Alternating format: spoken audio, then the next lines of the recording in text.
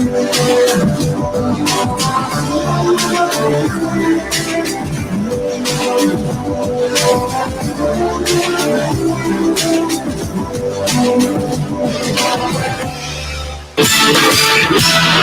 to experience the strongest radio allowable by law. Secrets will be revealed. Myths dispelled. From the studio gym where excuses never apply, it's Superhuman Radio with your host, Carl Lenore.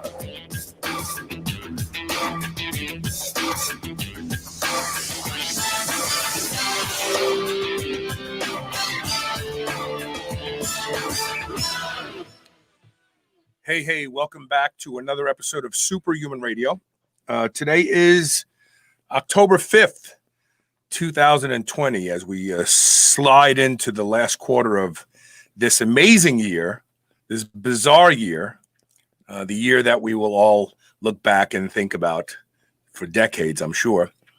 And today is a special episode of Fathers and Sons. I do this show because I believe very strongly that raising boys in this environment today, where masculinity is a bad thing, any form of strength is a bad thing, which is atypical to what the human male condition is all about, takes unique parenting skills and insights and sensitivities. And boys learn, how do I want to put this? You either learn how to be from your father or not how to be from your father. But the male in your life, whether that is a biological father, a surrogate father, or a friend's father, definitely influences what you think a man should be. And it also molds who you will be as a father yourself. And we're going to talk about that today with a guy who knows a little something about being a strong person. But after I learned his story, I was flabbergasted, to say the least, about how his little life as a young boy started. When you look at him, you can't believe it. Many of you probably know his story, but for those who don't, be prepared to be amazed. Before we get started, I have to thank our title sponsor, and that's Legendary Foods. Legendary Foods makes all sorts of great snacks. If you are a high protein, low sugar, low carb kind of person, go to eatlegendary.com. Use the code SHR10 to save 10% off your entire order. And definitely check out the Tasty Pastry. It's a Pop-Tart with less than 1 gram of sugar, 9 grams of high quality, high leucine protein, and between 3 and 4 impact carbohydrates. Let them know that Superhuman Radio sent you by using the code SHR10. Thank you for your support. And now, without further delay, I bring my guest on, none other than Chris Duffin. How you doing, Chris? Doing pretty good, man. It's Monday, the best day of the week. I feel that way too. I look forward to Mondays. Is that weird? You think it's a blank slate, man? You got an action plan for what you want to do. I mean, like, it's, for me, go gooders. Monday's the best day of the week. Yeah. So this is going to be a different type of a discussion because the couple people I've interviewed before for this series, which I think is a very important series today, your life really started out. I don't think anybody would have wanted to trade places with you as a kid. Talk about your upbringing. And your.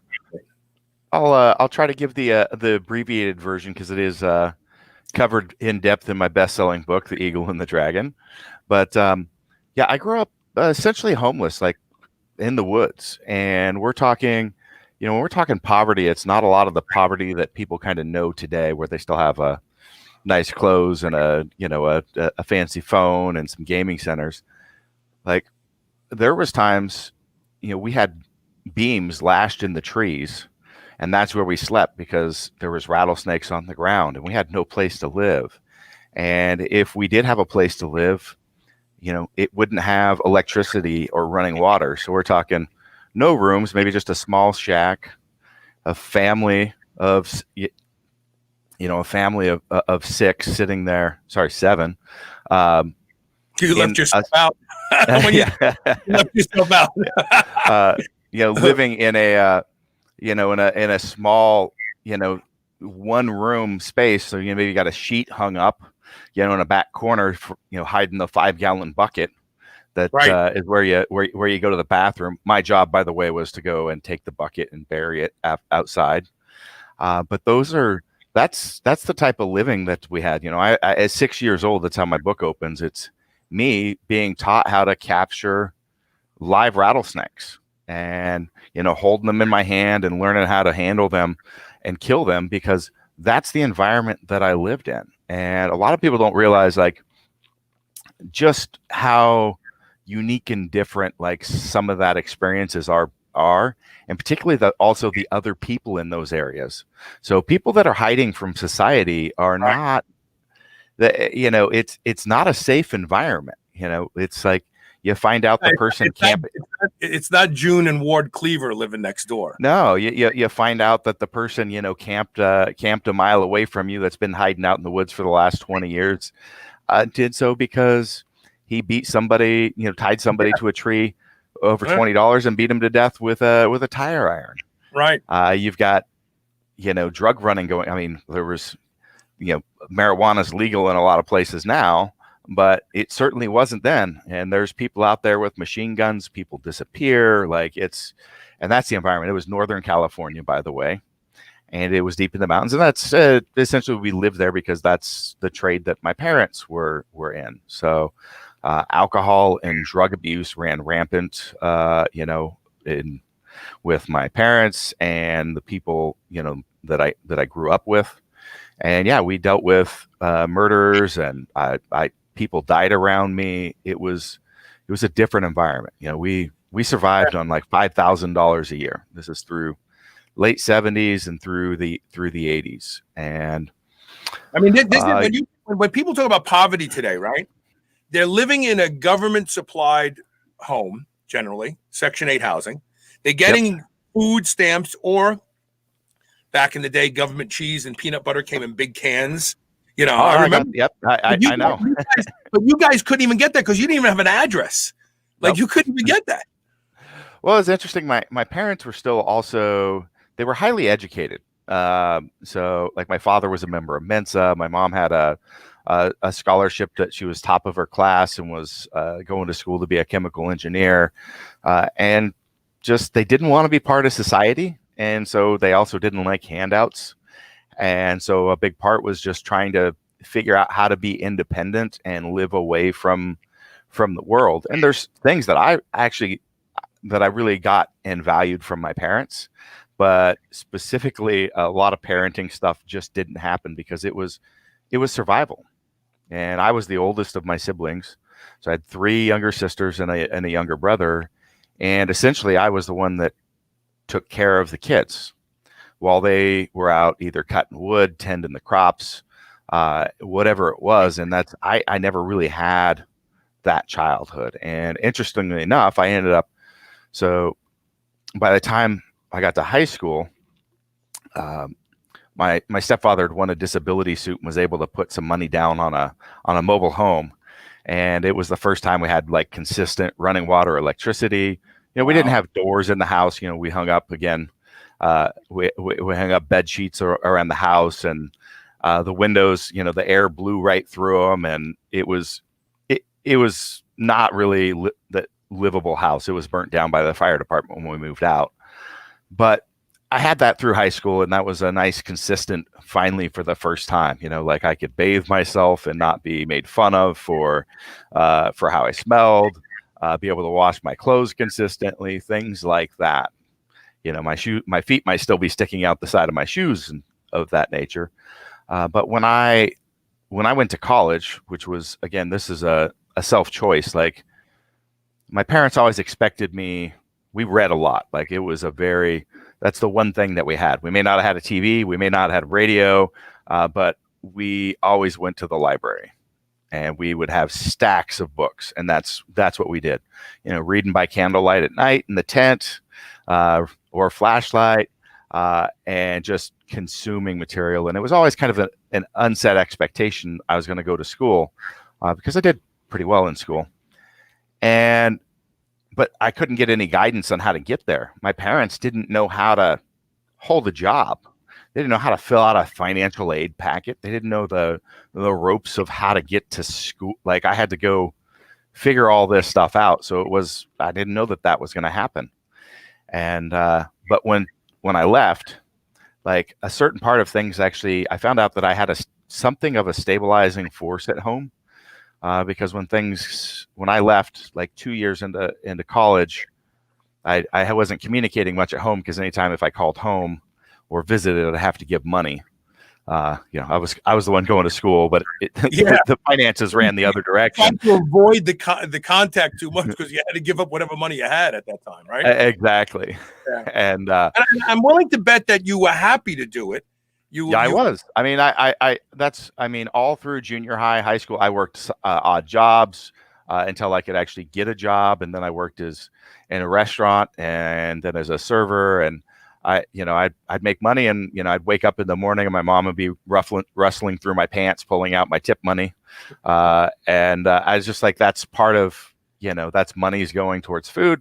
A lot of it went towards booze for them. That was I grew up used to being scraping by. There were times that I watched my parents not eat much over winter and just watch them like disappear, because all we had was a bag of rice, and if we had some meat from poaching an animal, the kids got to eat it. They didn't eat it. And there's time that I'm sitting there eating, and I'm like, what are these little black ends on the rice? Turns out weevils had infested the giant bag of rice that we had, and we end up losing protein. What little food we had. I know that now, right? Now people go to chic restaurants to eat bugs now. Yeah. But so this. Good. I'm sorry. The point is, so in college, I ended up taking custody and raising my 3 younger sisters. Wow. So I raised all my sisters while I got my engineering degrees, my MBA, and I was working full time during the course of this as well, because I had no fallback plan. There was no couch to go home to. There's no, if it doesn't work, where do you've got some sort of option. I had nowhere to turn. So even though I had a full ride scholarship that covered a lot of like basic costs, I went out and started working because there's no other way, and I did the minimum that I needed to get my degree, because life was the priority. Right. And like I said, when I found out things had gotten really bad at home, it was, my mom basically had a mental breakdown, and she ended up out in Montana. And my stepfather, by that point, had kind of lost and gone further into being insane, basically, and he was not able to care for my sisters. Like, for example, my sister was 13. The oldest was 13 years old, and this is Central Oregon. There's like a couple feet of snow on the ground during the winter, and he got mad, came out, couldn't find his favorite cereal bowl, and threw her out. So she's out, like literally with the clothes she's wearing, has to go find some place to live. There's a foot of snow on the ground. She's 13 years old. Later he ended up finding, a couple weeks later, he found his cereal bowl on top of the fridge, I heard. But, she was homeless, and I ended up having to take her in at that time. And that's when I started the process of getting custody of my siblings to raise them. Right. And so you say that there's definitely, I guess, some trauma, maybe. I know you're using joke and humor to kind of lighten the load, but this what you just described is a reason for anyone to have a horrible life going forward, and obviously you haven't. And so, I watched it happen to everybody around me that I grew up, like the people in that environment. My brother didn't make it, and because I wasn't able to have an influence on him, he's spent his entire, from 17 on, he's 3 years younger than me, in and out of prison his entire life, and he just got out again, and he's in Northern California, living off grid. He finally saved a few $100s and got a generator for himself. But he's living the exact same life that I left behind. And then decades ago. that's kind of my point when I said, you either learn who to be or how to be a parent or how not to be a parent from your parents. So this first question is kind of a difficult one because I guess if we use the word influence loosely, we could say that they influence you not to be that way, but who influenced you as a young boy the most to make you the Chris Duffin that you turned out today? Was it friends, fathers? Who was it? Yeah, so well, let me talk about the positive influences from my father, stepfather first. So, in the earlier years before he went insane, there was some great value there, and he taught me some things that I picked up. I mean, that's the reason I took custody of my sisters. Like, it was, I watched him through the years, doing lumber work, and he worked for 10 years with a broken arm. He ended up wearing like a 1-inch gap between the bones there because he had to go to work. He had to put money on the table to take care of the family and do what needed to be done. And he taught me that, he had a disdain for intellectuals, I guess. Not intellectuals, but intellectuals that don't use the physicality of their body. Mm-hmm. So, and that was it. And he's like, he was a highly intelligent individual, but he had disdain for, the people that couldn't touch things with their hands, you wear silk underwear. That's what he call it. Cause, and so he told me you always need to be, a man in the fact that you've got to do something. You've got to contribute something real with your hands. It may not need to be your primary job, but this is a part of being a man. And then also just being a physical person, being able to have, we didn't have the name physical culture at the time, right, but essentially that's what was instilled with me. Like, and so I was a nerd, like completely all the time, like super book read, just like aced all my classes. I was valedictorian in high school, but I was also a state level wrestler.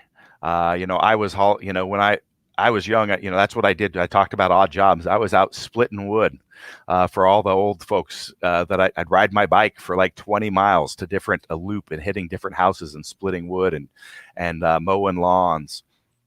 And, when we were in the mountains, we were in mining.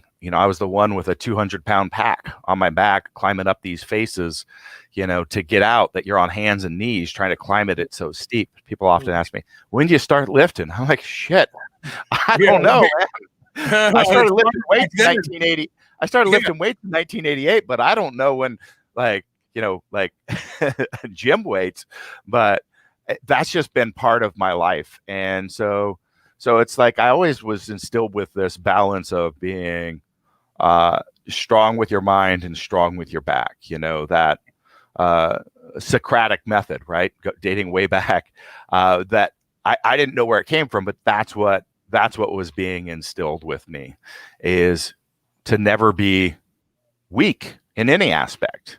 Right. And there's some positive and negative that come with that, but it was, emotionally as well. And maybe that's hit me in some bad ways, but is just being, no matter what, standing strong and being the one, that people can rely on in tough times. And so I got that, and the independence, the living life on your terms, no matter what society or other people. So that was a huge lesson for me that I didn't really capture until that I really realized until probably the writing of my book, like how much that influenced me. The how much I've created my own world, because I refuse to bow down to authority. I refuse to, I'm going to do things that I believe in 100%. And so those were the good things. Bad things is I was not really mentored in that. Those are some kind of things outside of the strong mind, strong back, that was purposely brought to me.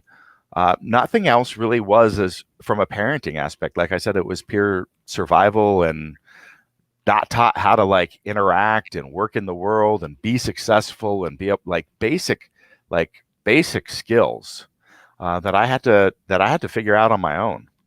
Did you have any people in your journey that you looked at and said, like, when I'm a father, I want to be like that guy. I want to. Did you who comes to mind? Like for me, my friend Joey DiStefano's father. He was the first person to take me hunting, and he influenced a lot of the things I still do today.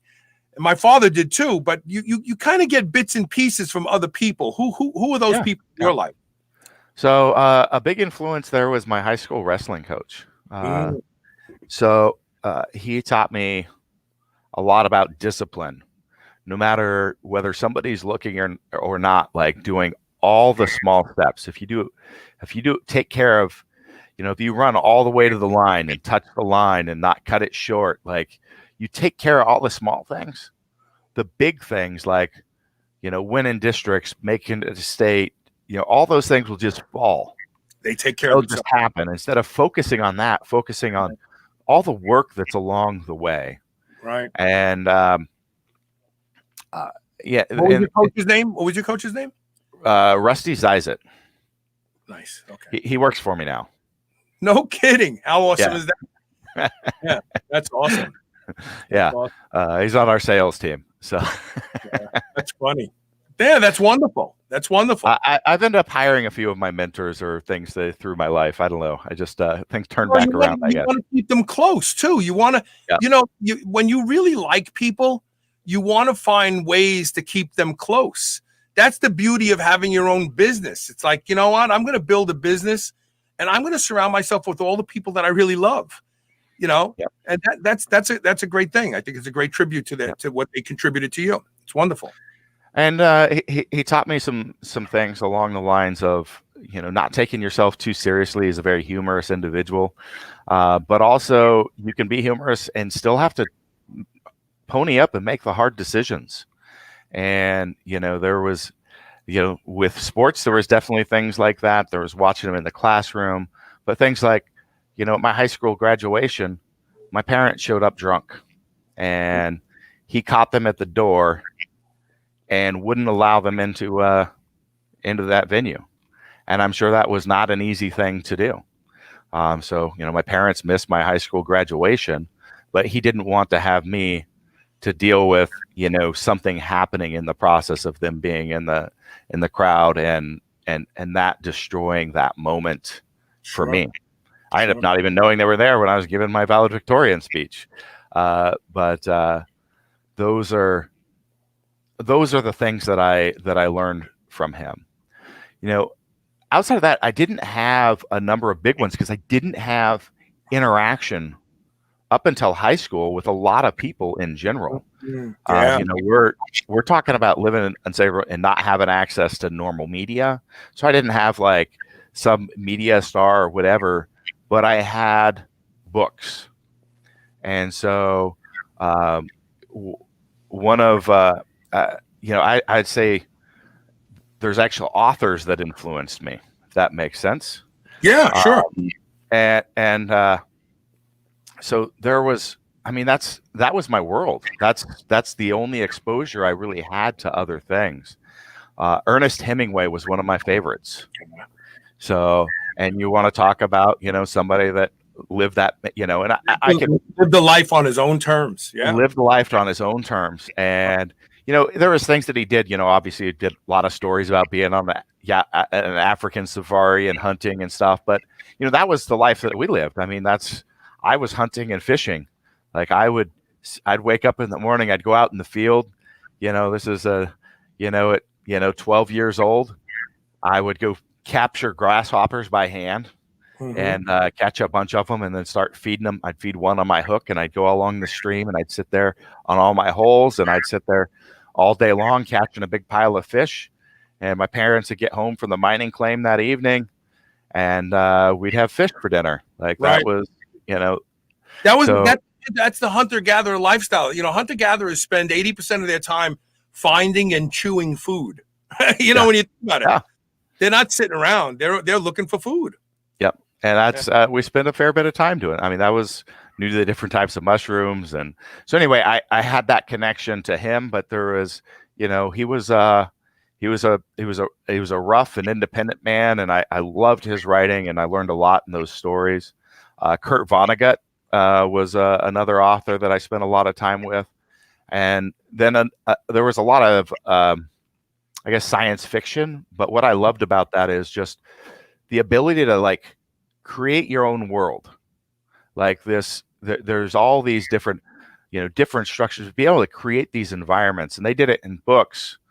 So it might have been Ray Bradbury, Frank Herbert, Isaac Asimov, or some really big classical ones like George Orwell or Aldous Huxley. But there he goes. That's where I spent that time, and that's been a huge influence on me going up. And this is actually one of the biggest lessons that I try to teach my kids. Okay. And we're going to talk about that now. So before you get into that, let me ask you the next question. Okay. Okay. So, the next question I want to ask you is, you don't have girls, right? You don't have any daughters, right? I've got 2 daughters. Okay. So is discipline different for boys versus girls, do you think? It is. It is. Okay. Tell me what that means to you.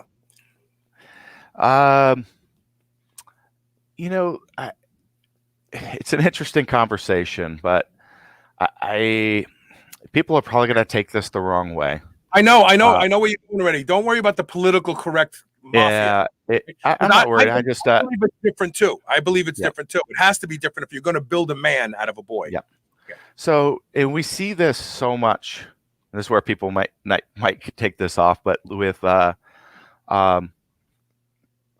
sons of single mothers, okay, where the father's not present, not all the time, but as a whole. And we start seeing this actually starting to become more pervasive in society. And that is that nobody has taught them that they've got to prove their worth. Mm-hmm. They're not owed anything just for existing. Okay. And that's a critical piece that needs to be thought about in how you approach raising a son. That's the father's job, because it is really important for a man to understand you're not going to ever be given anything just for being. You not only have to prove your worth once, but you've got to continually show the world and show the people around you what your value is and what your worth is. Okay. And I'm not going to tell people how to exactly do that with their sons or their children, but this is an important thing, and we can clearly see the gap. Tell me you can't see this with a number of the people that I talk about. Those where they're boys forever, right. And now we start seeing this pervasiveness through society of thinking that you're owed for being, that you deserve, just for existing. And that word "deserve," you have no idea. It's a huge pet peeve of mine. When people tell me what they deserve or they deserve this, and I think in my head, you don't deserve anything. The truth of the matter is, we don't even deserve to be alive. We have to work to stay alive. Yeah. No one gives you life. You have to keep it. You have to make it happen every day. And with a daughter, it's more about fostering that relationship, fostering the trust, and doing those things to establish a great connection between female to male, and how to interact and how to respect one another, and how to be able to give love, and how for them to know when a man respects and loves them. Right. And so those are very distinctly different things. If you do that to a boy, you end up with exactly what we talked about. Right. It's sad. It's true. It's very, very true. And the problem today is that society gets in the way of raising children. Today, it's really funny. I've said this for probably the past decade at least. We have lost a lot of our innate instincts. We have to read a book to teach us how to fall in love. We have to read a book to teach us how to parent children. And it's really sad, because the reality is that society has convinced 90% of the population that they're too stupid to take care of themselves, so they have to turn to somebody else to learn it. And the reality is, that's the biggest lie. And what you just said is so true about the father's role in a daughter's life is to teach her that men can be of quality, honesty, loving, sensitive, so she can be attracted to men like that, and she ends up in a healthy relationship. Yeah, exactly. That's so she can. I agree with you 1,000%. That's brilliant.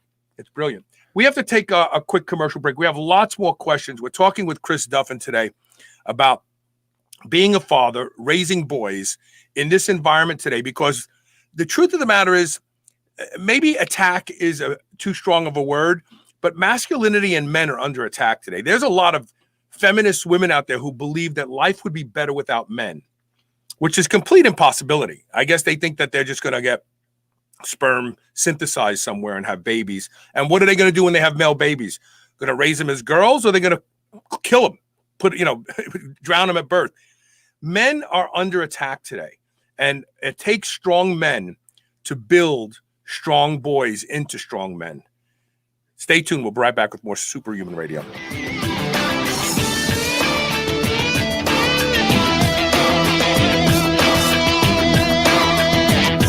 When craving a snack, reach for Select Savory Snack Sugar-Free Biltong, the healthy alternative to sugar-laden beef jerky. They use a fattier cut of beef, making it more tender and flavorful. For mealtime, choose from their 63 seasonings, which are sugar and additive-free. From chipotle rub to savory pumpkin spice, you'll find an option to suit your palate. Go to shrnetwork.biz/SSS today. Use code SHR15 to save 15% on any meat snack or seasoning. Savor the flavor today. I love beef. And if you love beef, listen up. I've discovered the best tasting beef in the world, and that's not an exaggeration, at Piedmontese.com. The Piedmontese breed is famous from Italy for being lean and unbelievably tender, with half the fat and calories of traditional beef. Even typically tough cuts are tender when it comes from the Piedmontese cows. And for the first time ever, Piedmontese cows are being raised here in the USA. Get 25% off all beef and free shipping on orders of $100 or more at Piedmontese.com with code SHR. Go to Piedmontese.com and use code SHR today. You will never eat any other type of beef ever again. New Mass Pro Synthogen X2 just upped its own legendary game. To distance itself even further from the rest of the pack, Synthogen X2 now has double the key active ingredients. If you've ever wondered what steroid-like recovery feels like, Synthogen X2 delivers. See why others compare it favorably to powerful bodybuilding drugs at Synthogen.com.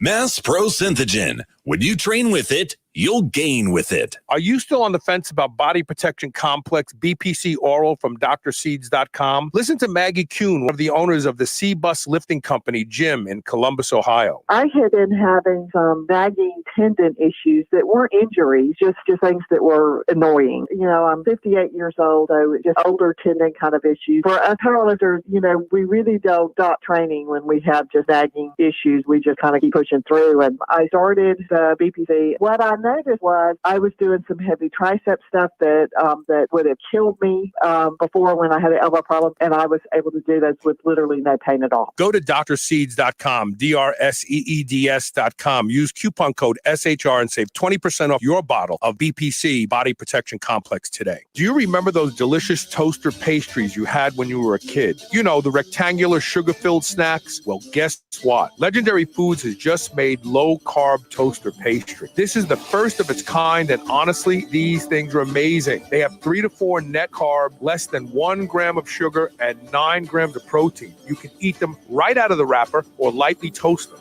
The only question is, which flavor, strawberry or brown sugar cinnamon? They're available at eatlegendary.com and Amazon. Whether your goal is to build muscle or burn fat, you'll find everything you need at Redcon One. Need help getting a good night's sleep? Try Fade Out, or the most popular pre-workout supplement on the market today, Total War. Sign up for their new Transformation Challenge and win $10,000, or shop for apparel that people at the gym will know that you are serious about your training. Need a testosterone booster that works? Check out Boomstick. Whatever you need, you'll find the best quality supplements on the market at Redcon One. Go to redcon1.com. That's REDCON, the number 1.com, or go to superhumanradio.net and click the Redcon One banner ads today. Spit that out right now. This is the Superhuman Channel.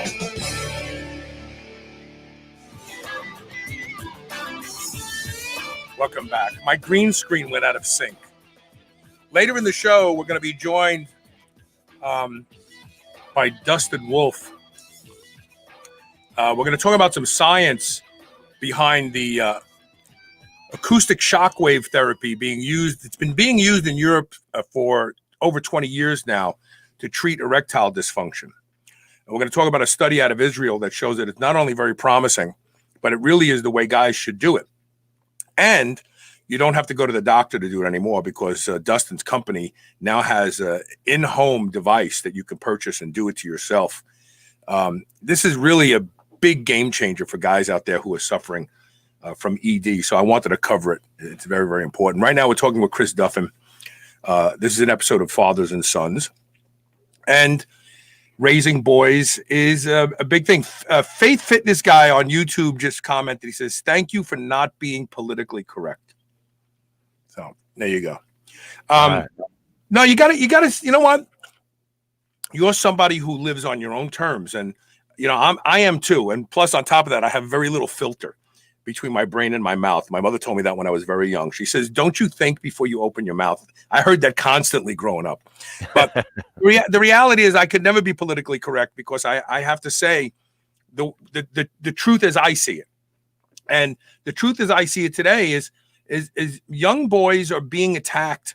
They're trying in schools, they're trying to give them messages that being a boy is dirty, it's bad, it's harmful. You know, masculinity is harmful, and it's furthest from the truth. And it's a father's job to make sure that his son gets the true message. And I think that you do.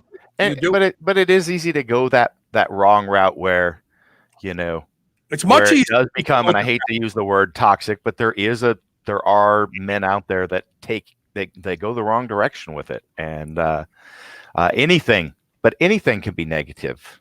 And, of course, too much of anything. Yeah, and exactly. and masculinity in itself is not.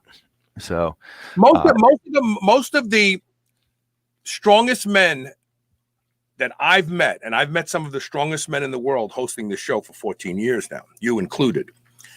I find them to be the gentlest, kindest, most considerate, self-effacing individuals on the planet. Brian Shaw. I met Brian Shaw in Florida not too long ago. The guy, he's like, he's so lovable and so wonderful. And then like he lifts cars, you know what I mean?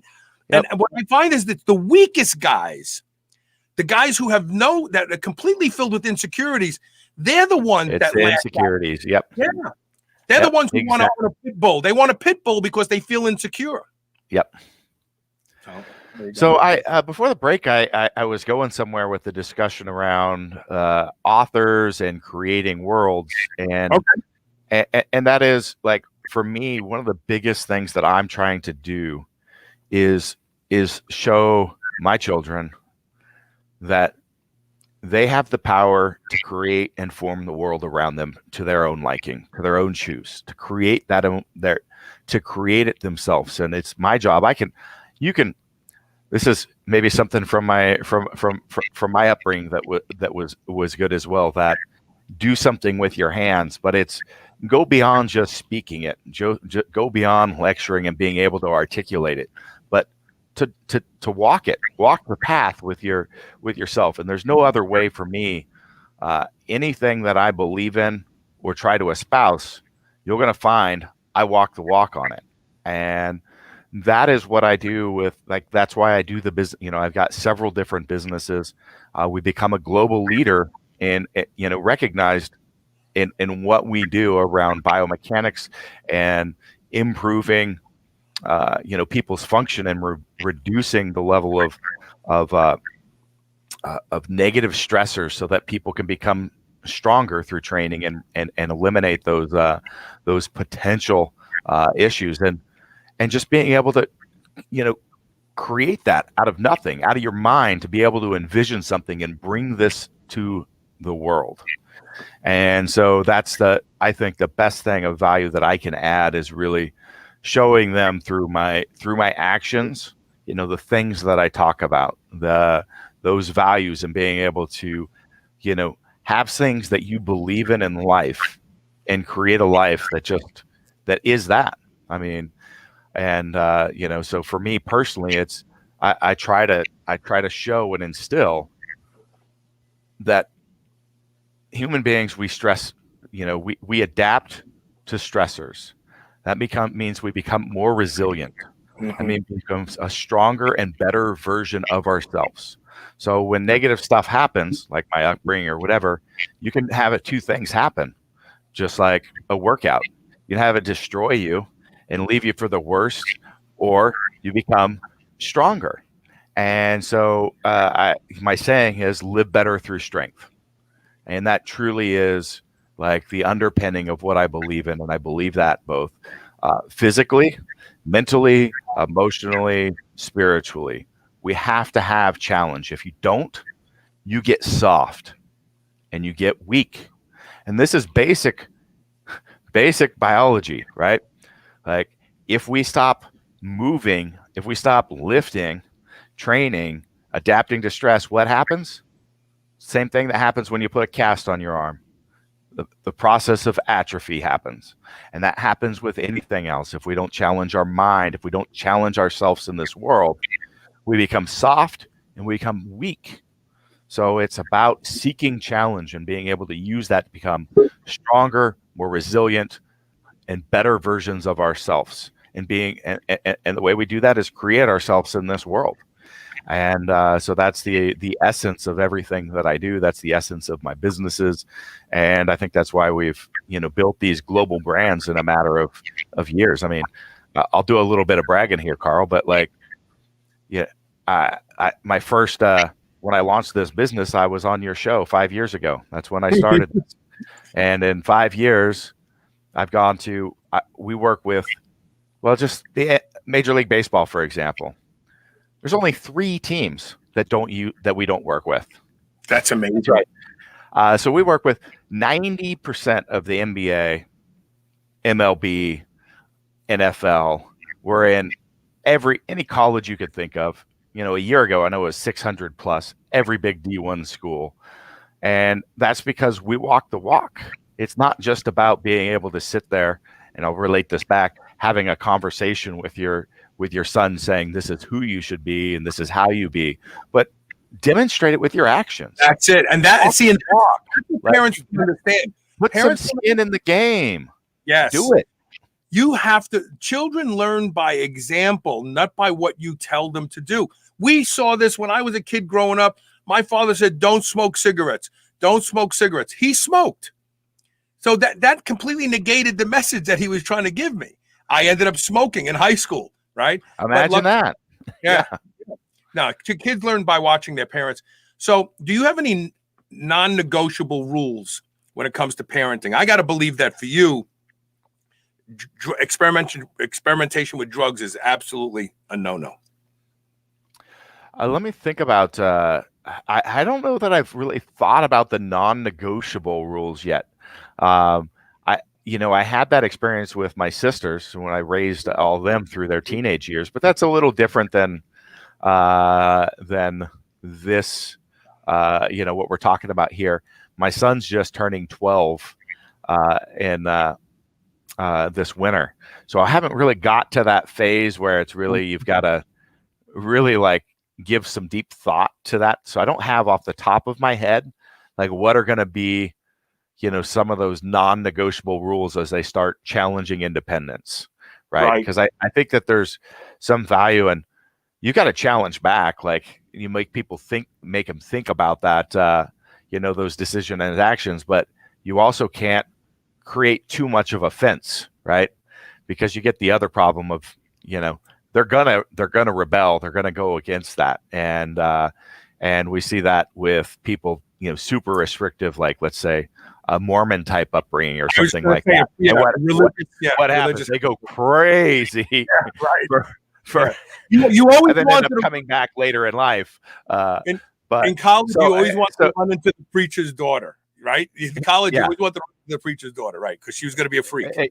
Exactly. So it's how do you have that balance? But I think that there's some value in you rebelling or resisting back in the challenging it way, not necessarily saying this is 100%. I'm going to kick you out of the house if this happens type of situation.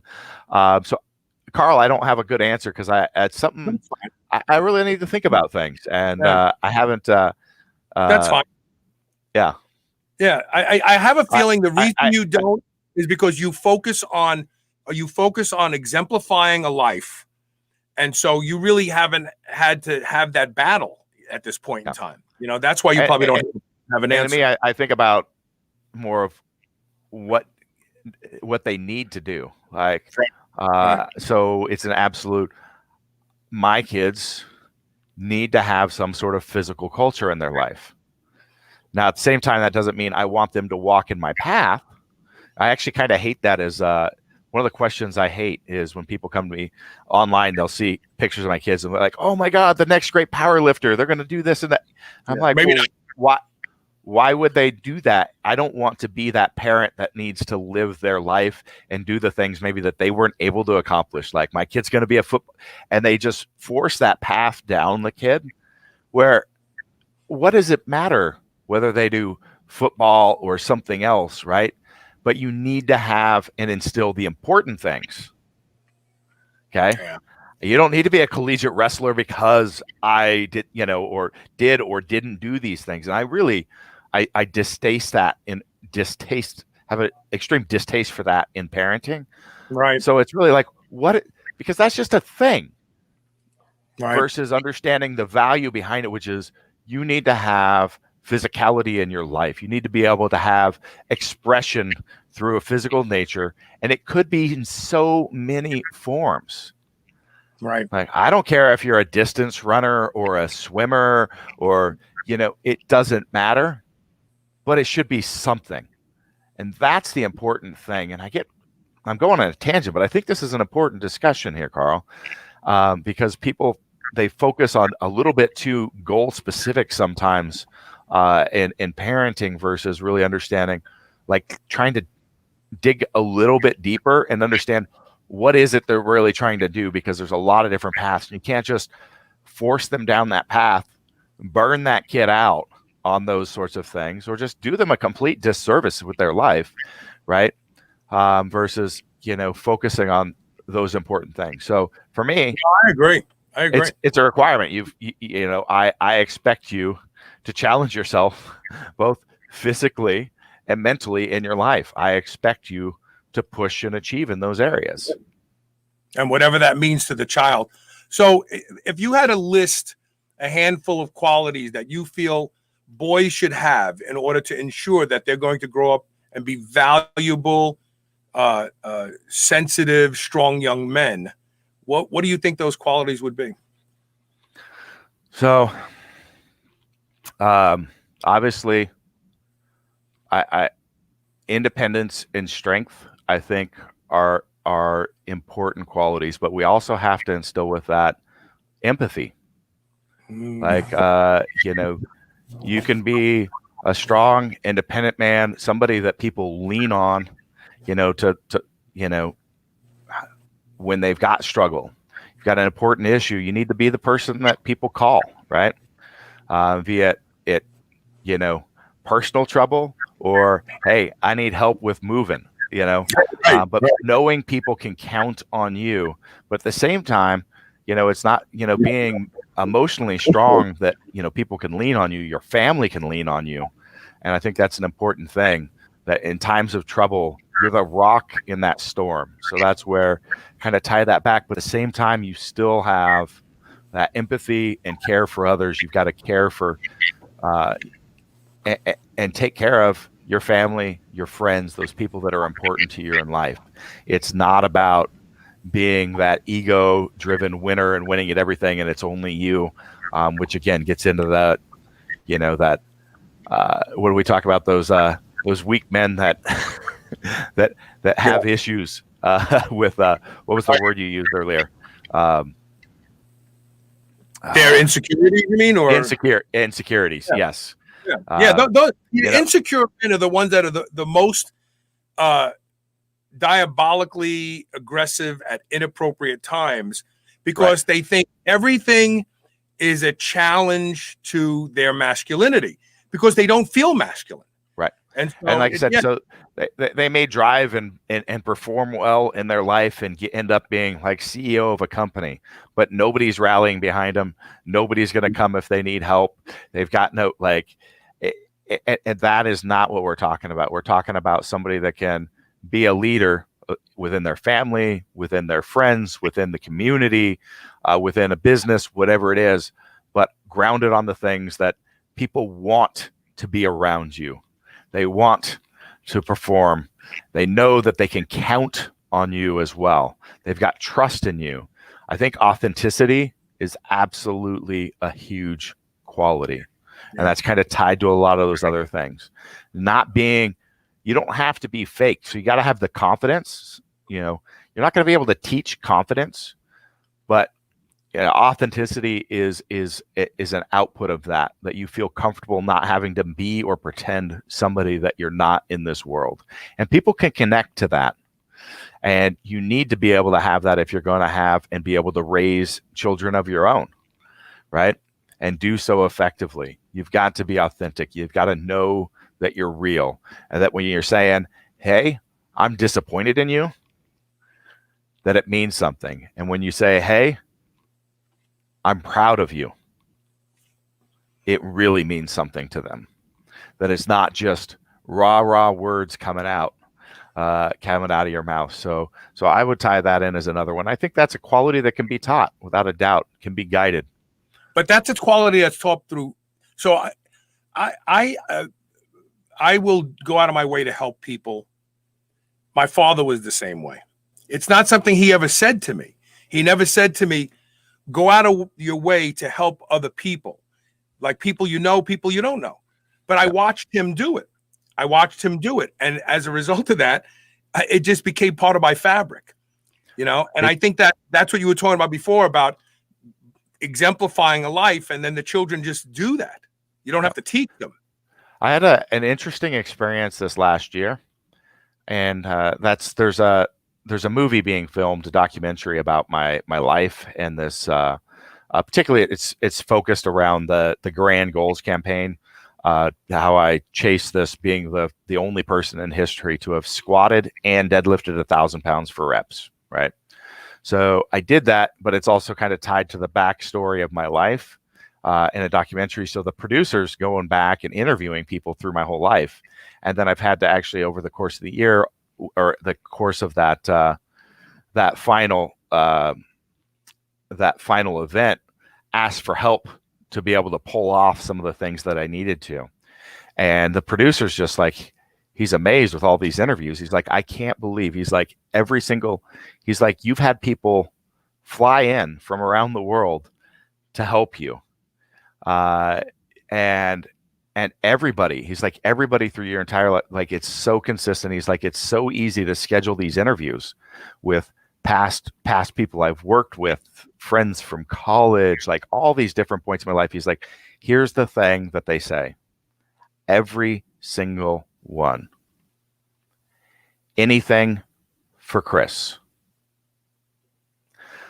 And it's because I've always been a giver. I've always given back. And so this, like, the fun time I start reaching out and saying, hey, I need your help on this. I need you to do this interview, or I need help, on some issue I'm dealing with.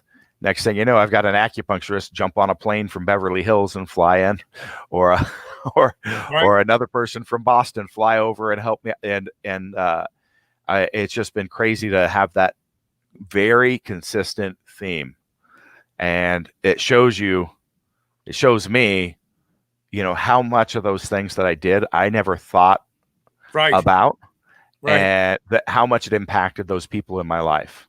Yeah, you're not keeping track. For this to be just such a consistent message, like, yeah, that's awesome. You need me to take some time out of my day, my week, or whatever to schedule an interview.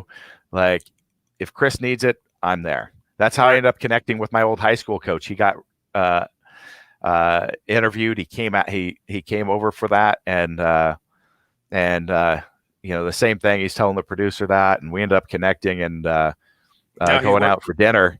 Yeah. And next thing you know, he's hired on in our company, which is kind of a interesting story. That's fun. We're going to take a quick commercial break. And when we come back, we're going to pick it up. We have some more questions to get Chris to answer. Then a little bit later in the show, just a little bit beyond the top of the hour, we're going to be joined by Dustin Wolf to talk about that acoustic wave technology that I was talking about earlier. So stay tuned. You're listening and watching Superhuman Radio. We'll be right back.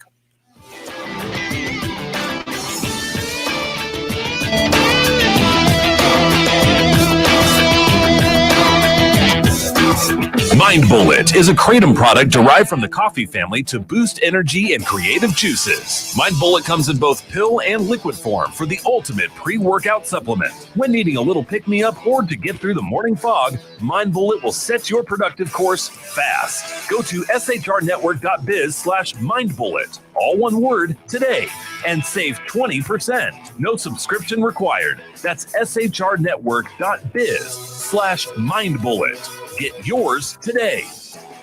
Everybody wants to feel better, be healthier and happier. If you don't sweat profusely on a regular basis, you won't feel as good as you could. Studies have shown the power of infrared sauna. Infrared penetrates 1 to 2 inches into the body. It helps those with back pain, fibromyalgia, arthritis, depression, and anxiety. Patients get relief from infrared sauna. The Good Health Sauna has been shown to be an exercise mimetic, conveying many of the same benefits as cardio. There are a lot of reasons people buy a Good Health Sauna, but the bottom line is you will be a much happier, healthier person by using the Good Health Sauna every day. You'll crave it, you'll love it, and it will be the best purchase you have ever made. Good Health Saunas provide commercial-grade saunas for in-home and commercial use, backed by the best lifetime warranty in the industry. Unmatched customer service and the best financing makes owning one easy and will fit any budget. Go to goodhealthsauna.com/superhumanradio to learn more and save 25% off. You've heard me talk about the chill pill on the show and how effective it is at helping people who suffer from social anxiety, or sometimes when you just want to take the edge off to a long, stressful day. Well, listen to this story from Dylan Goutreau. Definitely takes anxiety away, which I have a long history of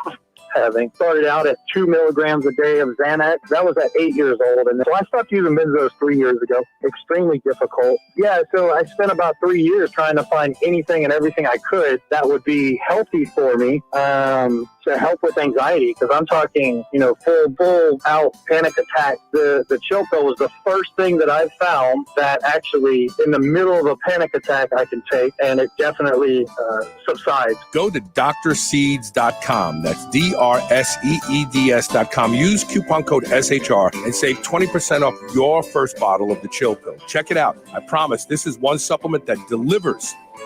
Chronic stress leaves us tired, distracted, and physically vulnerable. Apollo Neuro is here to help you take control. Apollo Neuro is a new wearable that trains your nervous system to be more resilient to stress. Apollo's gentle vibrations use your sense of touch to help you recover from stress, going from fight or flight to rest and digest so you can relax, get to sleep, focus, and stay healthy. Developed by physicians and neuroscientists, Apollo Neuro has been tested in multiple clinical trials and is proven to improve heart rate variability, the key biometric of stress. Special offer for friends of Superhuman Radio. Try Apollo Neuro today and get 15% off your purchase at apolloneuro.com/superhuman. That's APOLLONEURO.com/superhuman. Guys, you've heard about this revolutionary acoustic wave technology that improves your sexual performance. It's been used in Europe for 20 years and has a 90% success rate of reversing symptoms of ED. Even if you're not suffering from ED, it can take you back to peak sexual performance of your younger days. The Phoenix uses powerful sound waves to clear plaque blockage and substantially increase blood flow. It's easy to use, has no side effects, and can be done in the privacy of your own home. Doctors have been charging thousands of dollars for these treatments. Go to shrnetwork.biz/Phoenix and use the code SHR for a special superhuman deal. Regain your sexual prowess today. Quest Nutrition makes bars, cookies, chips, and pizzas out of complete dairy-based proteins.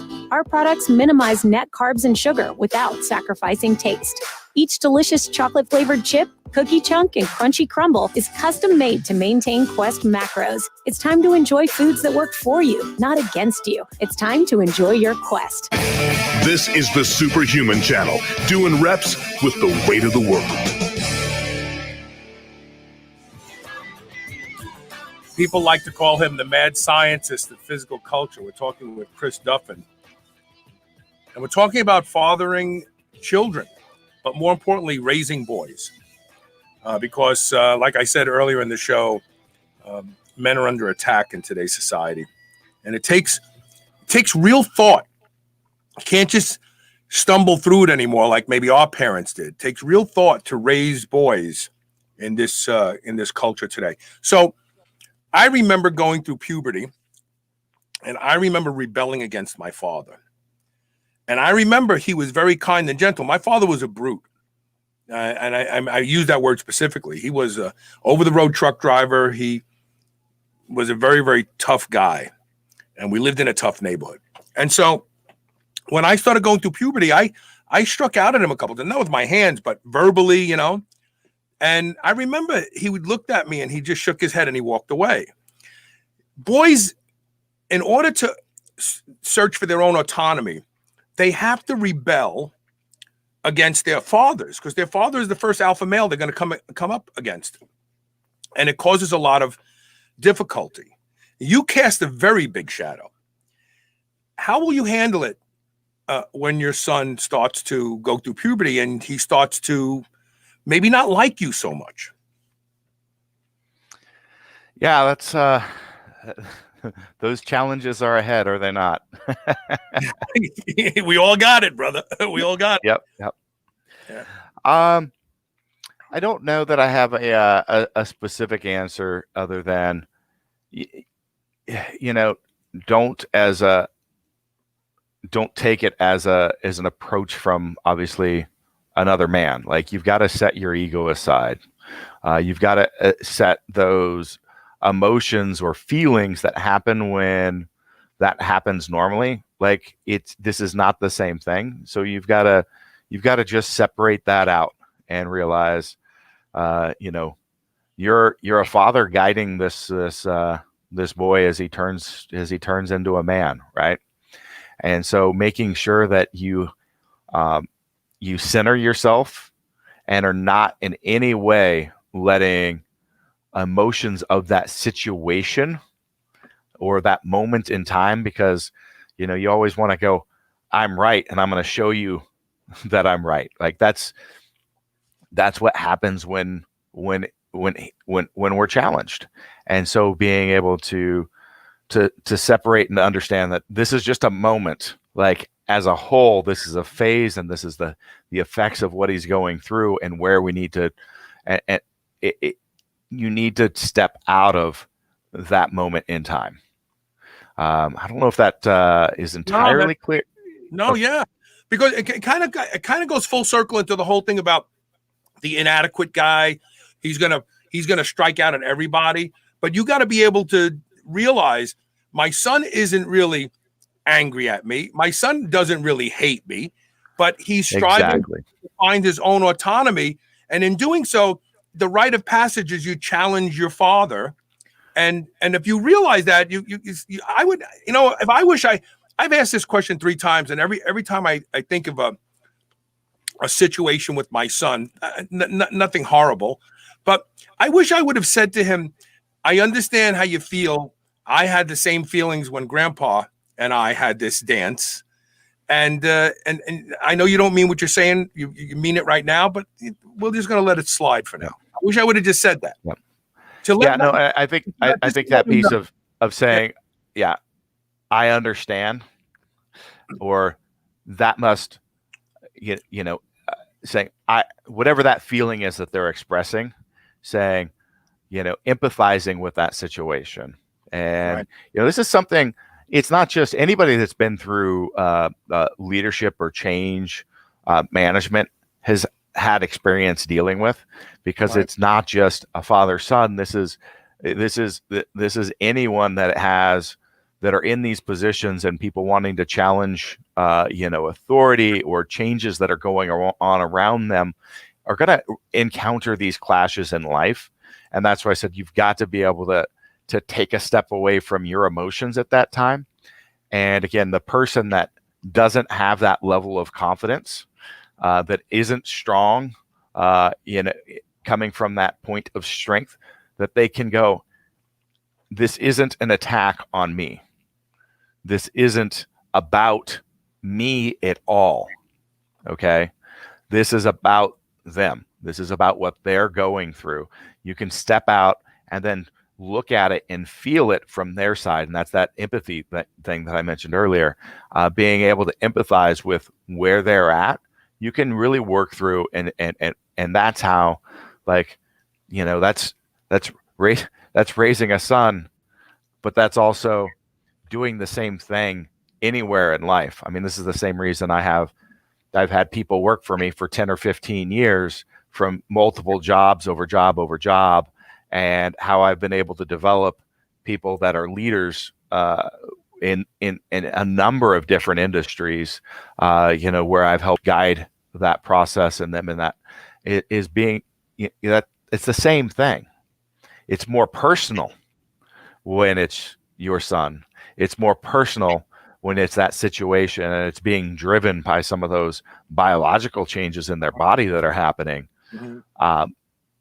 And there may be more emotion tied to it or other things from their side, but it's the same process and the same thing that you need to do to be able to pull that off. I didn't recognize my own mortality till I watched my father die. I watched him die. And as he was passing, I saw the shape of his face, his brow, and I saw myself in that bed. And I actually gasped. I remember thinking, oh man, that's gonna be me someday, like laying in that bed, and there's no timeout or I want to do over. It's like, that's it. And that really affected me. I was very depressed for a couple years. I couldn't sleep right. And then I embraced my own death. I actually do death work. I do it regularly, believe it or not. And I started to teach my son about this too, because I didn't want him to reach a point in his life where I pass away, and now he's derailed for a few years, you know. What about you? Do you think that you would have a way to have this discussion with your son and say, hey, this is going to happen to you, and here's what you need to do? Yeah, absolutely. So, you know, for me, let me talk about my father and my stepfather's passing first, because it had a profound impact on the way that I live my life today. And that is, my father passed away, is sitting on his couch, and there was no one else in his life. Like I was it, and I'd never even lived with him. I'd visit him once a year, and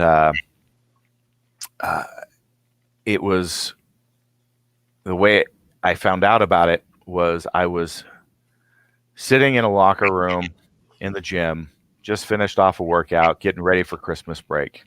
Okay. And it was the last day. It was the Friday. Did my workout, looking forward to the next couple of weeks off. And I get this call from a sheriff down in California. And he's like, hey, I regret to tell you, your father's passed away. It happened actually a couple of weeks ago. And we have been struggling trying to get a hold of anyone in the family to come down here and take care of it, because there is no one else. And we've finally been able to make contact with you. And we need you to come down here, take care of his effects. And so I did that. The very next year, I'm sitting in the same locker room. Finished up my workout. It's on a Friday, last day before Christmas break. Man, I'm looking forward to the next couple of weeks off, and I get a call from the sheriff in Central Oregon. And he goes, your stepfather has passed away. And we know that you're not his biological son, but our understanding is you're the one in the family that takes care of things. So we need you to come over here, close up his effects. And so I did. It was a little surreal. But the thing that was interesting there is there was no one else. There was no mark that these guys left on the world. All they did is, you know, all that was there was me for my father and me and my three sisters for my stepfather, and a lot of mixed bag of emotions about the impact that they had on us, right? So, and that, you know, so for my stepfather passing away, there was no funeral. For my father passing away, there was no funeral because there just wasn't that reach or impact. And I'm like, I can't live my life that way. I need to know that I've touched people, that I've changed people, that I've left my mark on this world. And that's what I do. And that's how I live. And it's made a huge impact on me. And I've come close to death several times in my life. I've looked death in the face. We don't need to get into those stories here. But I'm comfortable with death because I know that in my life, I have done everything that I can to live in that fashion. I've left nothing, no stone unturned. I have no regrets. I don't have a bed to lay on and going, man, I wish I'd done this thing that I'd always done. I wish I hadn't spent so much time at work. I've made work my passion, and so that I love doing what I'm doing, and it's the way that I live in this world. I don't have anything. And so that conversation with my son is basically that. It is that, hey, this time is coming, but I don't want you to feel sad for me because I've done everything that I want to in this world. I've pushed and challenged myself every day, every month, every year. I've left nothing that I haven't wanted to do. I didn't chase. So I am happy with where I'm sitting now and what I've accomplished. There's no other way I would have lived or nothing else that I would have done. Yeah, that's the only thing that you can do for me is to live the same way yourself. Yeah. Last and final question. When you're gone, how do you want your son to finish this sentence? My father was.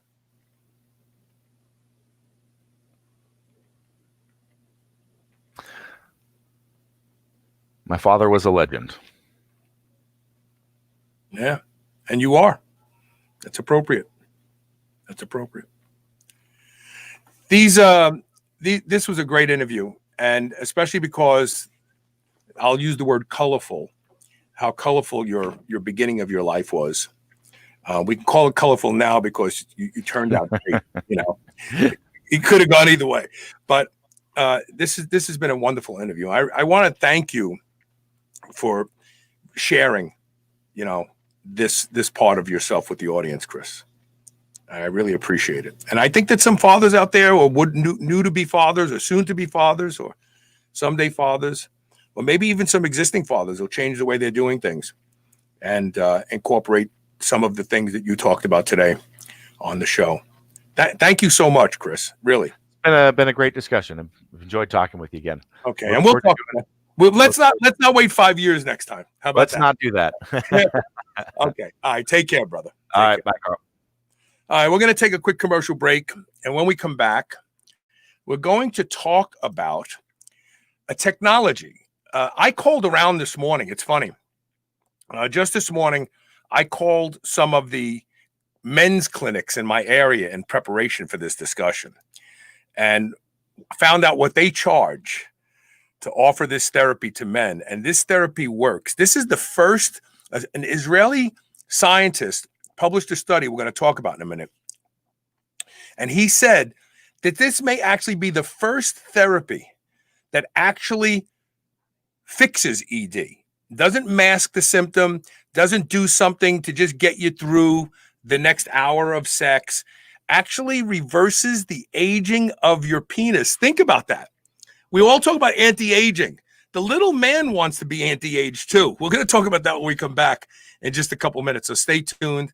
Let me get the exit screen set up here, and we'll be right back with more Superhuman Radio. Stay tuned.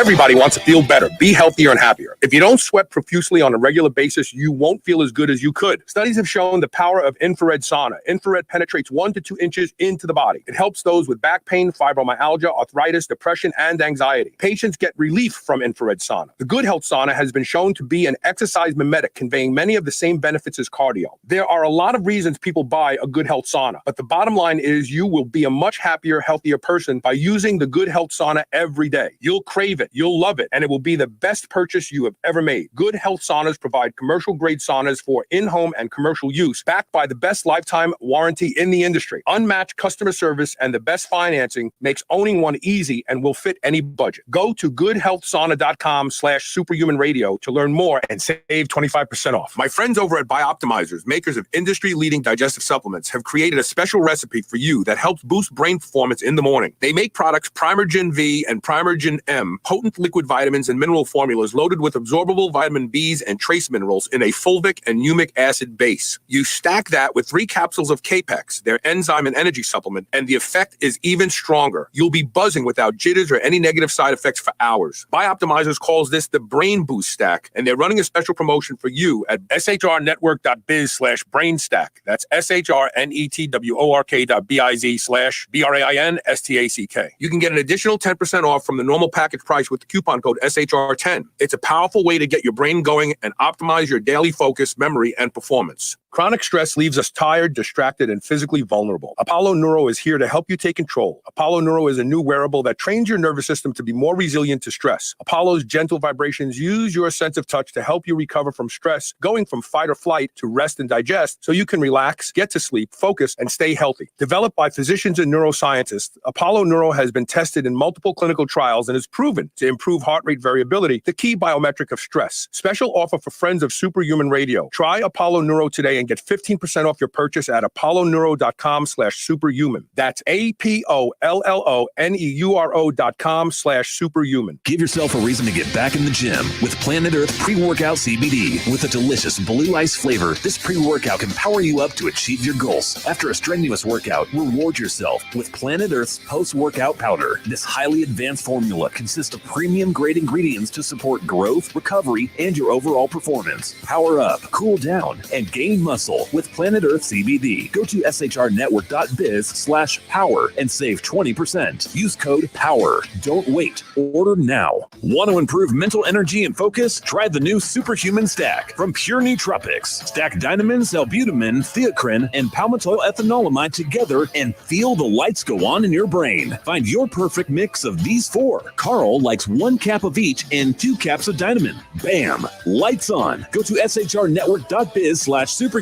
stack, all one word, today, and get yours for 25% off plus free shipping. That's shrnetwork.biz/superhuman stack. Guys, you've heard about this revolutionary acoustic wave technology that improves your sexual performance. It's been used in Europe for 20 years and has a 90% success rate of reversing symptoms of ED. Even if you're not suffering from ED, it can take you back to peak sexual performance of your younger days. The Phoenix uses powerful sound waves to clear plaque blockage and substantially increase blood flow. It's easy to use, has no side effects, and can be done in the privacy of your own home. Doctors have been charging thousands of dollars for these treatments. Go to shrnetwork.biz/Phoenix and use the code SHR for a special superhuman deal. Regain your sexual prowess today.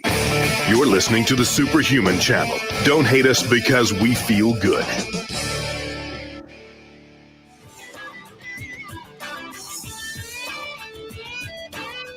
Welcome back to Superhuman Radio. We have a really interesting discussion. We've done shows about erectile dysfunction in the past, but we didn't talk about this particular technology because it really wasn't available here in the United States when I did that show. We're joined by Dustin Wolf. Dustin Wolf is the Robin Hood of erectile dysfunction. I'm going to tell you why I say that in just a second. So in preparation for today's show, I called a couple clinics here in Louisville, and they're very reluctant to give you any information over the phone. They want to get you in there, let the doctor evaluate you, blah, blah, blah. But I have a couple friends who are physicians who send clients to these men's clinics. And so I called them. One of them, my good friend, Dr. Paul, I said, what do they charge a session for this acoustic shockwave therapy? $500 a session. Boom. That's the minimum, $500 a session. How many sessions does a guy have to go to see the changes? And keep in mind, for a long time because they've got diabetes and a bunch of other problems, it could be as many as 20 sessions at $500 a session. So we're talking about a low of 3 to a high of $10,000. Now, here's the best part. If you continue to have type 2 diabetes, the plaque is going to build up again, maybe in a few years. So you find yourself back at the clinic plunking down another $3,000. And so the reason I say Dustin Wolf is the Robin Hood of erectile dysfunction is because he has patented a device. And believe me, folks, I know his story before he even became a sponsor. The industry tried to stop him from coming to market with this product because they knew, oh my God, if people have these devices in their homes, they're not going to pay $500 a session anymore.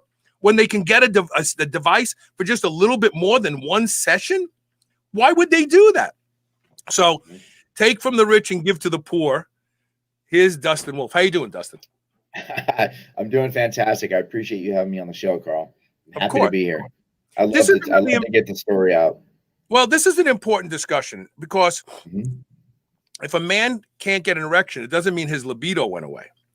And one of the most frustrating things in the world would be to want to have sex, but not be able to have sex. In fact, they did a study with monkeys. Dr. Judy Kuriansky used to come on my show. She's the AM radio therapist, psychologist. She's the Dr. Judy show. And she used to come on the show all the time. And so we talked about, whenever she used to come on the show, we used to talk about sex and sexuality and stuff like that. And she talked about a study where they took a bunch of monkeys. I forget what kind. They could have been chimpanzees maybe. And they put basically a chastity belt on the females. So the males couldn't have sex. Couldn't have sex with them. Okay. And in as little as 6 weeks, the males became so violent, they were killing each other. Think about that. Look at society today. There's a lot of guys that aren't having sex, obviously. They were killing each other. They were killing the females. As soon as they took the chastity belts off, and it was kind of like a diaper for them. It was a diaper that bolted on. Sure. Right? Males were able to start having sex again. All of those psychological effects went away. All of the violence subsided. The aggression. Of course. So imagine being a guy, imagine being a guy 40, 50 years old. You still want to have sex, but you can't. And if you have heavy plaque in the what is the spongy part of the penis called? There's something colossum. That's a question for my actual Dr. Paul Thompson's our medical director. It's the it's not the corpus callosum. It's the corpus cavernosa. Cavernosum. Yes. The corpus cavernosa, which is the spongy material tissue inside the penis that fills with blood that makes it erect. So if you have so much plaque in there, Cialis, Viagra doesn't work, and for some of these guys, even the prostaglandin injection doesn't work because there's no way for blood to get in there. It's all the blood vessels are filled with plaque. Right, and that's exactly what happens. It's the same plaque that builds up on our teeth, right? So I tell these guys, the same thing over and over again. A therapy like this is so cool and so revolutionary, so disruptive because there's no downtime, there's no side effects. And we'll get into how, this device came to the market in a few minutes, but it's really the plaque that is the primary cause of erectile dysfunction in men. And even if you don't have ED, and, plenty of guys that don't and still buy this device, it just makes you better because it keeps the plaque down. It takes that microplaque and basically it gets it out of the blood vessels in the penis. And I mean, we have guys that, that buy this device, they're in their 20s because they're like, hey, I'm a 9 out of a 10, or I'm a 9.5 out of a 10. I just want to be a 10. And I heard that this can make you better in bed. And it does. And it does it. We have over a 90% success rate. But the microplaque that builds up in the blood vessels is the real reason why guys start to get ED. And eventually, guess what, guys? All of you guys out there are like, oh, I'll just take a pill. Eventually, that stops working. It doesn't work because it doesn't. If you can't get blood into the penis, it doesn't matter how many Viagra you take. Blood's not getting in there. So the Israeli study showed that this therapy, and this has actually been shown. So orthopedics doctors use this. They'll use it on your spine if you have spinal problems. I'm trying to think who else uses this. Cardiologists use this technology to increase blood flow when you have problems with blood vessels and veins. Podiatrist for plantar fasciitis, because it damages the tissue for the fostering of angiogenesis, which is the growth of new blood vessels, and that's exactly what this technology does. So that's the magic. So it's not just the fact that it's getting rid of the plaque, but it's actually creating new blood vessels. Blood vessels. Penis can become more engorged, but more so than what you were born with. Think about that. Well, we have, so as we age, and this happens to all of us, the blood vessels all over the body start to weaken. Well, the two areas in the body where the blood vessels are the smallest and the weakest are behind the eyes, which is why our eyesight goes, sometimes at a young age, and in the penis. The blood vessels are tiny. So what happens is these blood vessels start to weaken and collapse. Forget it. Let's just say you don't have diabetes, you don't have high blood pressure and these other issues. Guess what? Your blood vessels right now, I don't care if you're 30, 40, 50, 60 years old, are weakening, and they will eventually collapse. What this technology does is not only clear out the microplaque, like you said. The second thing that it does is it causes what's called micro trauma. So all you guys out there that go to the gym, you all understand that, right? What are we doing in the gym, right? We're causing micro trauma for the fostering of angiogenesis, which is the growth of new blood vessels.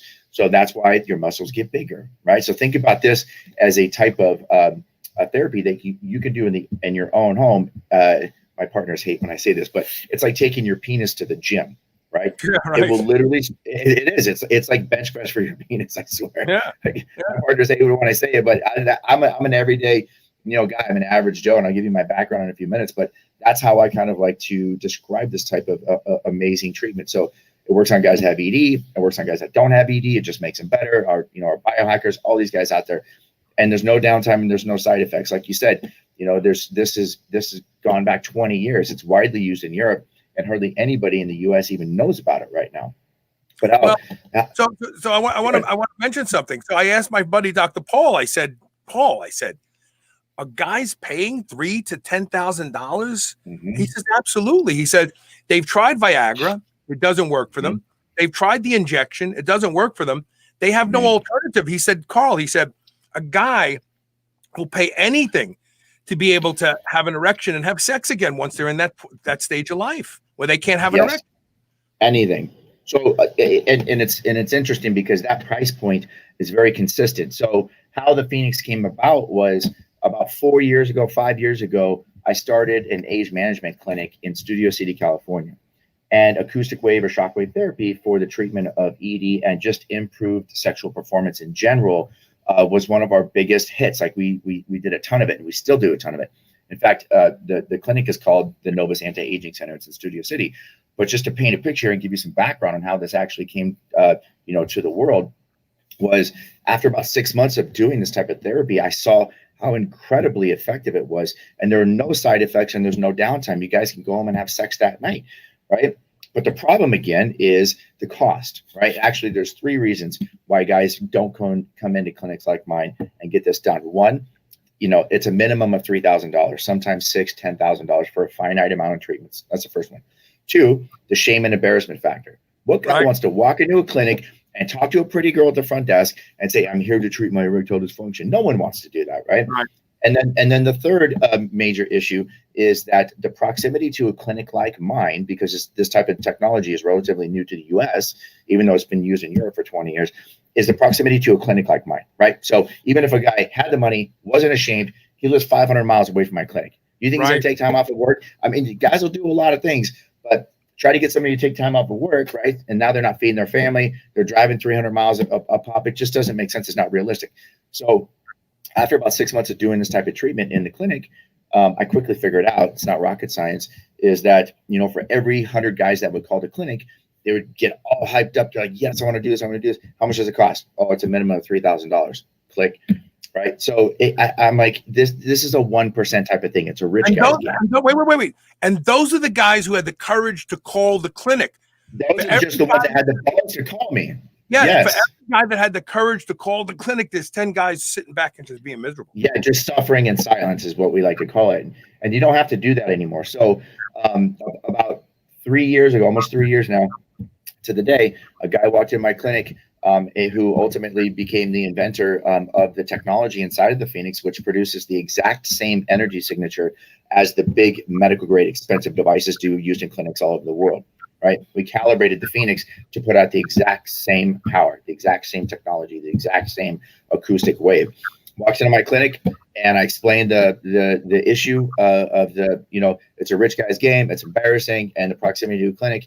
And come to find out, he was an inventor. And we've gone through 27 prototypes in the last 2.5 years, just perfecting the technology, and in between that, doing clinical trials, because I own a clinic that does this. So I had 500 guys immediately raise their hands as volunteers. When I put an email out like, hey guys, we're coming out with this incredible technology. Would you like to come in and participate in a clinical trial for free? And of course, every one of them said yes.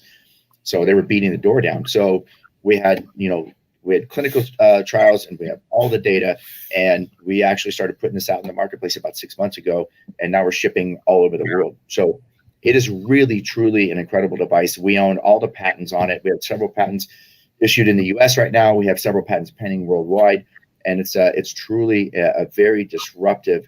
And you guys, they said it's a disruptive $1 billion technology. And I was gonna say, and you guys were gonna come to market like last year, I want to say. Yeah. But then Big Med came after you, and like the doctors like, wait a minute. Oh, we just invested $160,000 in this machine. Mm-hmm. Oh yeah, no. Let's put it this way. Think about what Netflix did to Blockbuster. They came in and they ate their lunch with new technology, and Blockbuster refused to evolve, right? And Netflix just buried them. Now, I'm not saying that that's what I want this product to do, because it can be complementary to in-clinic treatments. But what happened was, as soon as all these huge, ED clinics found out, what we were doing, what we were up to, they immediately saw it as a threat, and then we ended up in this huge lawsuit. Fortunately, it's all behind us now, but listen, they weren't suing us because, they weren't scared. They were suing us because they were terrified, right? So the bottom line is, it's all past us now. And I mean, you go to the website, you can see all the amazing reviews I get. We're just changing lives every day. It's really cool.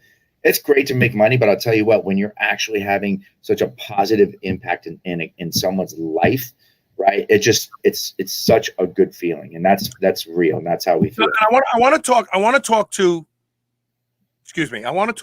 the people in the audience who don't have Frank ED. Okay, sure. Now, I'm not talking about your buddy Frank. I'm talking about you don't have erectile dysfunction. You still get an erection. You know what I'm talking about when I say, when you were in your 20s, your girlfriend could touch you and you were fully erect. Oh, boom, like that. And as you got older, it takes a little bit longer, a little bit more foreplay, a little bit more making out, and it doesn't want to. And then there's even the times where you're exhausted and you start to get an erection and you realize it's not happening, and it just kind of goes away. And this is just the aging of the penis, like any other part of your body that ages, and it just doesn't function like when you were young.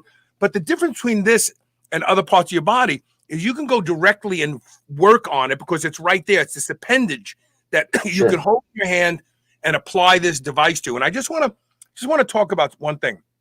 Yeah. So this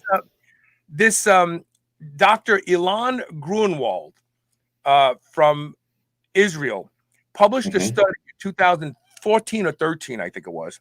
And he said, unlike other current treatments for ED, all of which are palliative in nature, LI-ESWT is low intensity extracorporeal shockwave therapy, is unique in that it aims to restore the erectile mechanism in order to enable natural and spontaneous erections. They did double-blind placebo studies. They found that it works. Now, I'm sure that people say 90% because they want to be careful, because there's going to be a non-responder out there, right? Sure. You see non-responders? Listen, there are some non-responders. I like to think it's maybe less than 4 to 5%. That's what we see. But you got to remember, the non-responders are guys that are, they're obese, right? They are longtime diabetics and smokers. They drink too much. For any relatively healthy guy, this thing is incredible, and you will get amazing, responses from it. But look, if you're diabetic and you're 80 pounds overweight and you smoke, man, you got bigger problems. You're not going to be around to enjoy your you probably penis. shouldn't be having sex because you'll probably smoke. Get on a treadmill, watch a diet, stop smoking, those types of things. So generally speaking, once in a while, we'll get a non-responder, and it happens in the clinic too, but they have other major health issues. They're heavily medicated or they're depressed, these other types of, but relatively healthy guys, guess what? We hit the nail on the head every single time. So this is a picture of it that I have on the screen right now. I'm going to try to make it a little bit larger. It looks like a rocket ship. Now, it does. It looks like a rocket ship. And the name of your company is Launch Medical, right? It's Launch Medical, yeah. And that was all by design. The rocket was the rocket is the rocket. It had to be renamed because of legal issues to the Phoenix. But it just so happened that it worked out the way that the software and the circuit board inside works. The only way we could fit it into the device was to build a case around it, and it just so happens it came out looking like a rocket. We also call it the Phoenix, which is like rise again, right? Rise from the ashes. Right. And I caught that when I heard the name. So how much is the Phoenix? So right now the Phoenix is $749. And when we look at what the device provides, and you compare it against these clinical treatments, it's a no-brainer. It's just a no-brainer. For the cost of one treatment, you have a device that not only you can fix your own problem, but more importantly, you can keep it maintained. Maintenance every so often. Yeah, we have guys they'll do the protocol of 12 treatments. They'll take a break, and then they'll use it once a week or a couple times a month after that. Just to, again, guys, this is like it's like exercise. It's like working out, right? It's keeping the plaque down, keeping it away, and growing new blood vessels all the time. And the response has been incredible. We have guys sending us videos from all over the world, not actual videos, but video reviews, and they're so grateful. It's been a pretty amazing ride, and we're just scratching the surface. I mean, no one even knows about this yet, let alone the technology itself. And just for the record, for those of you watching or listening today, as I said before, clinics charge $500 a session, and you need between 6 and 12 sessions to see any results.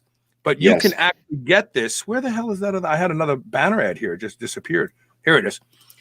You have, if you go to the website, the URL, shrnetwork.biz/Phoenix, and for those who know how to spell Phoenix, it's PHOENIX, and use the code SHR, you'll save $50. So instead of $749, it'll be $699. In other words, exactly.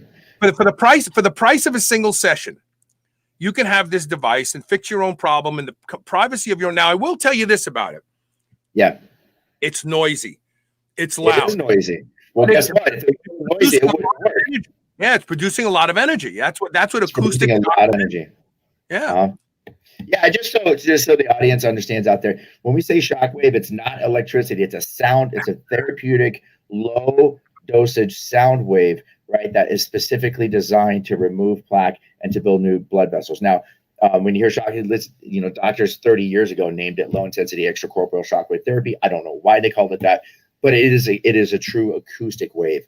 Which is actually, what causes the microtrauma, clears the plaque out, grows. Right, and acoustic means you can hear it, and that's why I say it's noisy. It's noisy, yeah, guys. Guys. So you gotta let your wife in on it that you're going to use it, because otherwise you're going to come into the room and you're going to have your little man in your hand and this thing, and it's going to be making all this noise. You're going to think, "Oh my God, you've gone crazy now," right? Crazy, exactly. Yeah, and we have a lot of guys that still to this day, don't want their partners to know what they're doing. But I highly advise honesty is always the best policy. But if you need privacy, you definitely want to wait until you're alone to use the Phoenix. Yeah. Don't turn it on upstairs and she'll come running up the stairs. It's easy to use it. We have instructional videos. Once you buy it, it comes with a postcard on the inside thanking you for your purchase. It says go to this website for instructional videos. It also comes with a booklet and shows you how to use it. It's very simple. We designed this so that anybody could understand how to use it. And guys, just because this was originally offered in medical clinics only, don't let that intimidate you. It is so easy. In fact, after treatments, after some of the, and to this day, I still own the clinic and we still do a lot of this in my clinic. These guys are like that's it. That's how easy it is. Anybody could do this. And I gotta tell you, you don't really, you think to yourself, is this really doing something? Because it's so easy to use, It's It's so like easy. like imagine if you had a magic marker and you were writing on the top of your Johnson. That's it. You just and it you move at a certain speed, but it has these lights. Yeah, the blue lights that you follow. I call them the runway lights. Yeah, I call them the runway lights. They're the software that's designed inside of this technology is so easy. We wanted everybody to understand how to use it, and it shows you how fast the pacing should go up and down the shaft. It shows you where to put it on the shaft. It's so simple. And once you do it a couple of times, you're like, oh, I got this. So it is. Have you had anybody buy it and say it didn't work for me? I mean, we've sold thousands and thousands and thousands of units. We do get a few guys here and there that say, hey, this thing's not really doing much. Or I'm like, okay, so we will call them and say, okay, how are you using it? This and that. And a lot of times it's just an error in usage. They're not applying enough. Maybe they're not applying enough pressure, or we recommend using a vacuum pump in conjunction with the treatment protocol because it helps supply rich oxygenated blood flow. But yeah, I mean, look, nothing is. You can't ever claim anything is 100%, but we have a mid 90% success rate, and there's real reviews on our website. Those listen, I can tell you till I'm blue in the face all day long. This thing's incredible and works, but don't take my word for it. Read all the studies that have been done in the last 20 years. Go to the website, look at the reviews, which are very real. The vacuum pump is a legit device. A lot of people like to make jokes about it because they put it in movies and stuff like that. But the vacuum pump works. It does provide for men with mild erectile dysfunction. It does provide some value. Is it wise to pump first and then use the Phoenix? Yeah, we have plenty of guys. Well, what we recommend is you try to pump immediately after, but we have a lot of guys that pump right before, right, to fill the shaft up with rich oxygenated blood, and then they'll start using the Phoenix, and they swear they get better results. So, one thing to throw out there is everybody's body's a little different, right, and everybody's response is a little different. But some guys they'll pump first and then they'll do the Phoenix, and we recommend using that, and then you take a break after you're done with your 6 to 12 treatments, and then just maintenance afterwards. So I still use it once a week. How far apart? Okay, how far apart? If you're going to do the 6 to 12 treatments, here's the best part. Do you do them weekly? Do you do them? How often do you do them? So check this out. Again, the benefit of me owning the clinic in Southern California is we've done more shockwave treatments than any other clinic in the country. You can imagine there's just a concentration of wealth down there. But again, we don't want to serve the 1% alone. We want to serve the other 99 as well. So I knew, and my partners knew, and the engineers knew early on that, how guys are, if a little is good, a lot is much better, right? Yeah, right. Now, guys, let me throw this out there. So we built into the software a safety mechanism.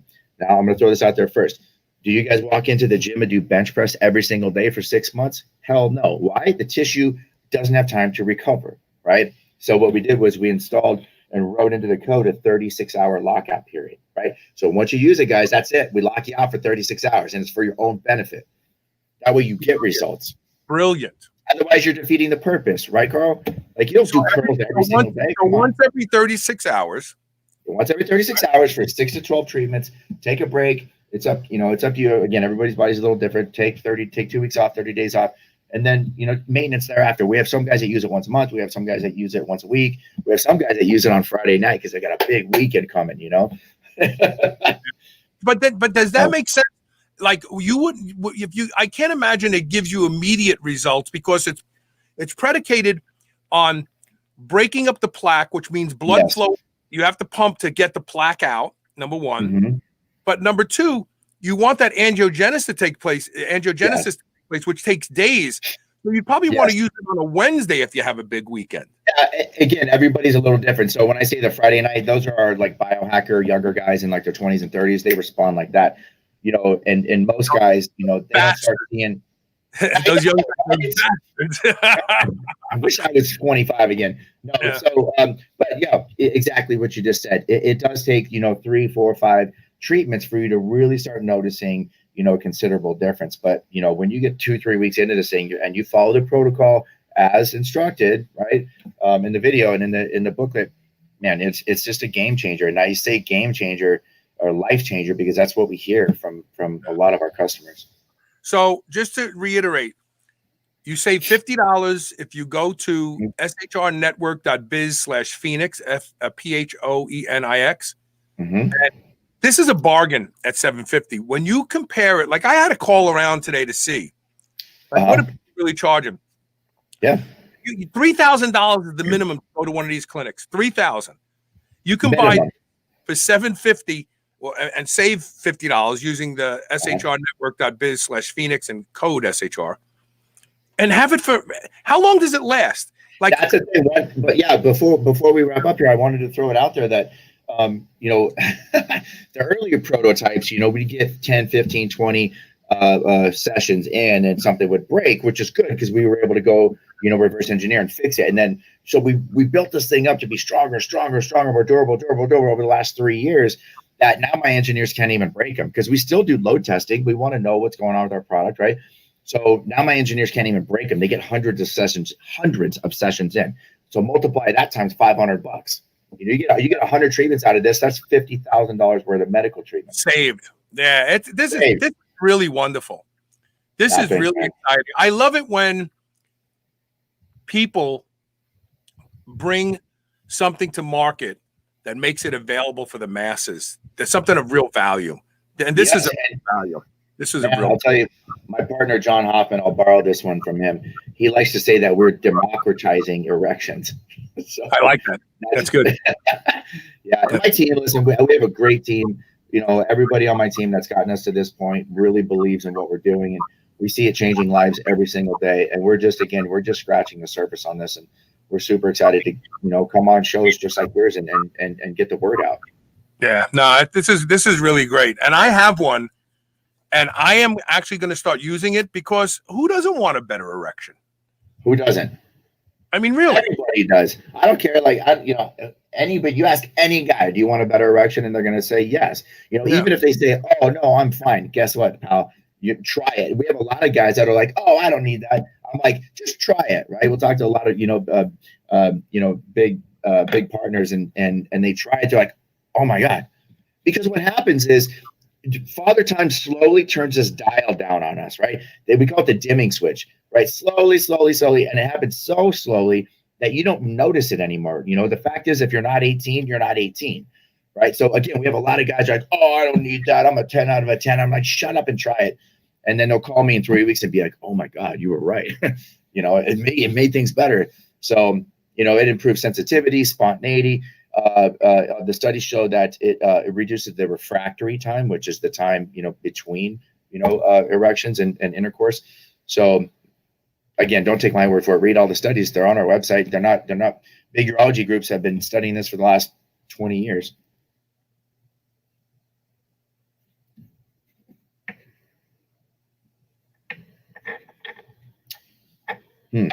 Sorry, I lost you. Hold on a second.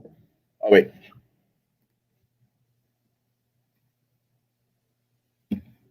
Hold on. Let me turn this off.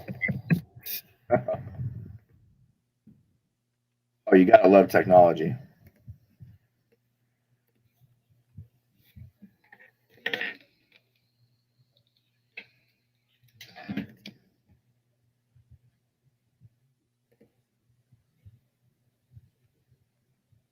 I lost you there.